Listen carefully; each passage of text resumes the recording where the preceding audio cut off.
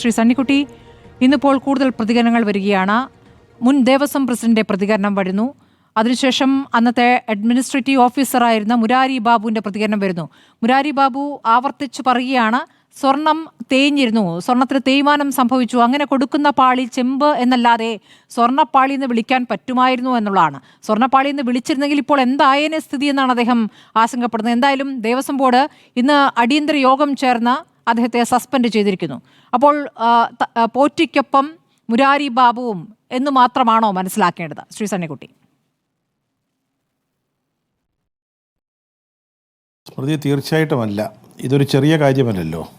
ശബരിമല എന്ന് പറഞ്ഞാൽ കേരളത്തിലെ തന്നെ ഏറ്റവും പ്രധാനപ്പെട്ട ഹിന്ദു ഭക്തന്മാരെ ഏറ്റവും കൂടുതലായിട്ട് വരുന്ന തീർത്ഥാടകരുടെ എണ്ണം നോക്കിയാൽ, അല്ലെങ്കിൽ ഭക്തരുടെ വിശ്വാസം നോക്കിയാൽ, കേരളത്തിലെ ഏറ്റവും വലിയ തീർത്ഥാടന കേന്ദ്രം, ഒരു പ്രാർത്ഥനാലയം, അങ്ങനെയുള്ളൊരു സ്ഥലത്ത് ഇത് ഒരു മുരാരിയോ അല്ലെങ്കിൽ ഉണ്ണികൃഷ്ണൻ പോറ്റി എന്ന് പറയുന്ന ഒരാളോ അവരൊക്കെ വിചാരിച്ചാൽ നടക്കുന്ന കാര്യമാണോ? ഇപ്പോൾ സ്മൃതി നേരത്തെ ചോദിച്ചല്ലോ, ഈ കുറ്റവാളിയെ കണ്ടുപിടിക്കാൻ പറ്റുമോ, കട്ടവനെ കിട്ടുമോ? ഒരു കാര്യം ഞാൻ പറയാം, പിണറായി വിജയൻ, ആഭ്യന്തരമന്ത്രിയുടെ ചുമതലയുള്ള പിണറായി വിജയൻ്റെ പോലീസായിരുന്നു ഇത് അന്വേഷിച്ചിരുന്നതെങ്കിൽ ഒരു കട്ടവനെയും കിട്ടാൻ പോകുന്നില്ല. ഒന്ന് ആലോചിച്ച് നോക്കണം. ഇതെത്ര ദിവസമായി പ്രധാനപ്പെട്ട ഗുരുതരമായ ഈ ആരോപണം കേരള സമൂഹത്തിന് മുമ്പിൽ വന്നിട്ട്? ഹൈക്കോടതി എത്ര ദിവസമായി ഇത് കൈകാര്യം ചെയ്യാൻ അല്ലെങ്കിൽ ഏറ്റെടുത്തിട്ട്? എന്നിട്ട് എന്താണ് കേരള ഗവൺമെൻറ് ഇതുവരെ ചെയ്തുകൊണ്ടിരുന്നത്? തിരുവിതാംകൂർ ദേവസ്വത്തിൻ്റെ വിജിലൻസിനെ ഇത് ഏൽപ്പിച്ചിരിക്കുകയായിരുന്നു.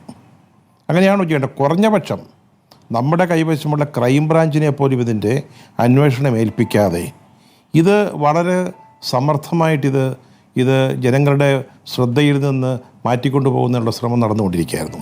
ഇപ്പോൾ കോടതി ഇടപെട്ടു, പ്രതിപക്ഷം വളരെ ശക്തമായിട്ട് വരുന്നു. പുതിയ ആളുകൾ ഇപ്പോൾ ചിത്രത്തിലേക്ക് വന്നുകൊണ്ടിരിക്കുകയാണ്. ഇപ്പോൾ നേരത്തെ ഒരു മുൻ നമ്മുടെ ദേവസ്വം ബോർഡ് പ്രസിഡന്റ്, അദ്ദേഹം ഈ ചർച്ചയിലുണ്ടെന്നാണ് ഞാൻ മനസ്സിലാക്കുന്നത്. അദ്ദേഹമാണ് ചോദിക്കുന്നത്, ചെമ്പിനെ ചെമ്പെന്നല്ലാതെ സ്വർണ്ണമെന്ന്, ചെമ്പിനെ സ്വർണ്ണമെന്നല്ലാതെ പിന്നെ ചെമ്പിനെ ചെമ്പെന്നല്ലാതെ സ്വർണ്ണമെന്ന് വിളിക്കാൻ പറ്റുമോ എന്നുള്ളത്. അപ്പോൾ ശരിയാണ്. അതെങ്ങനെയാണ്? ഈ ഉണ്ണികൃഷ്ണൻ പോറ്റി, അദ്ദേഹത്തിന് എന്താണ് അദ്ദേഹത്തിൻ്റെ കൈവശമുള്ള സ്വർണം അത് കൊടുത്തിട്ട് ഇത് പൂശാനോ അല്ലെങ്കിൽ പൊതിയാനോ അദ്ദേഹത്തിന് എന്താണ് ബാധ്യതയുള്ളത്? സ്മൃതി, ഈ സ്വർണ്ണം എന്ന് പറയുന്നത് ഇപ്പോൾ എന്താ വില? അന്നത്തെ വില നോക്കിയാൽ മതി. ഇപ്പോഴത്തെ അന്നത്തെ വില എന്താ? ഇതെന്താ 4 കിലോ അരിയോ ഗോതമ്പോ വാങ്ങിച്ച് ആർക്കെങ്കിലും സഹായം കൊടുക്കുന്നത് പോലാണോ? സ്വന്തം കയ്യിലുണ്ടായിരുന്ന സ്വർണ്ണമെടുത്ത് പിന്നെ ദ്വാരപാലകൻ്റെ പാളികൾ സ്വർണം പൂശുന്നു. ബാക്കി അല്പം വന്നപ്പോൾ ചോദിക്കുകയാണ്, ഒരു ശകലം മിച്ചമുണ്ട്, ഞാനത് ഒരു വിവാഹത്തിന് സഹായം ആവശ്യമായ ഒരു പെൺകുട്ടിയുടെ കല്യാണത്തിന് കൊടുത്തോട്ടെ എന്ന്. ഇദ്ദേഹം ആരാ ഇത്? ഇദ്ദേഹം ചിലടത്ത് ഈ ഏതോ പിന്നെ ചിലർക്ക് ചില ഈ വിവാഹങ്ങൾ നടത്തി കൊടുത്തിരിക്കുന്നു. അതുപോലെ നേരത്തെ ഇപ്പോഴത്തെയാണെന്ന് തോന്നുന്നു, ഇപ്പോഴത്തെ ഒരു ദേവസ്വം ബോർഡ് മെമ്പറുടെ കുടുംബക്ഷേത്രത്തിലോ മറ്റോ എന്തൊക്കെയോ സഹായങ്ങൾ ചെയ്ത് കൊടുത്തിരിക്കുന്നു. അപ്പോൾ ഇതൊന്നും ഒരാളോ അല്ലെങ്കിൽ 2 പേരോ അല്ല. ഇപ്പം മുരാരിയുടെ റോൾ ഇന്നാണല്ലോ വരുന്നത്, നമ്മളിതുവരെ കേട്ടിരുന്നില്ലല്ലോ. ഇപ്പോൾ ഓരോരോ കഥാപാത്രങ്ങൾ ഇങ്ങോട്ട് വന്നുകൊണ്ടിരിക്കുകയാണ്. ഗവൺമെൻറ് ഇപ്പോഴും ഇതിനെ ഗൗരവമായിട്ട് എടുക്കുന്നില്ല എന്നുള്ളതാണ് ഇതിൽ ഏറ്റവും സങ്കടകരമായ ഒരു കാര്യമെന്ന് പറയുന്നത്. ശബരിമലയെ കൊണ്ട് രാഷ്ട്രീയമായ ലാഭം ഉണ്ടാക്കാൻ ശ്രമിച്ചവരാ.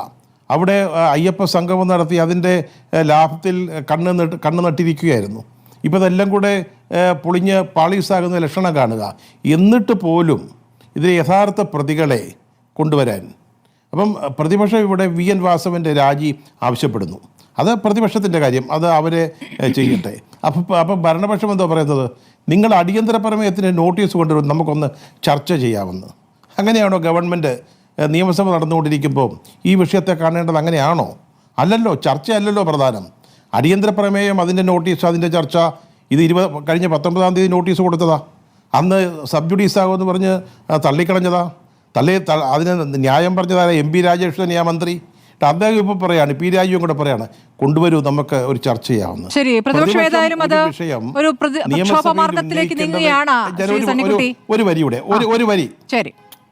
വരിയുടെ ഞാൻ ഒരു വരിയുടെ പറഞ്ഞു തീർക്കട്ടെ, ഒരു വാചകം പൂർത്തിയാക്കിയിട്ട് നിർത്തിക്കൂ. അപ്പോൾ ഞാൻ ചോദിക്കുന്നത്, പ്രതിപക്ഷം നിയമസഭയിൽ ഒരു ഇഷ്യൂ ഉന്നയിക്കുന്നത് അതെങ്ങനെ വേണമെന്ന് അവർക്ക് തീരുമാനിക്കാൻ അവകാശമില്ലേ? പ്രതിപക്ഷ നേതാവ് പറഞ്ഞൊരു കാര്യം വളരെ പ്രധാനമല്ലേ? കോടതിയുടെ നിരീക്ഷണമാണ് ഇത് ആർക്കോ വിറ്റിട്ടുണ്ടാകുമെന്ന്. അതേപോലെയാണ് ചോദിക്കുന്നത്, ഏത് വീട്ടിലായിരിക്കുന്നതെന്ന് അത് കണ്ടുപിടിക്കണം. ആദ്യം അത് കണ്ടുപിടിക്കുകയാണ് വേണ്ടത്. ശരി. ഇപ്പോൾ കാണുന്ന ദൃശ്യങ്ങൾ എന്നുള്ളത് ദേവസ്വം ബോർഡ് പ്രസിഡന്റ് PS പ്രശാന്തിന്റെ വീട്ടിലേക്ക് യൂത്ത് കോൺഗ്രസ് നടത്തുന്ന പ്രതിഷേധമാണ്. ഇന്ന് രാവിലെയും പ്രതിഷേധമുണ്ട് ദേവസ്വം ബോർഡ് ഓഫീസുകളിലേക്ക്.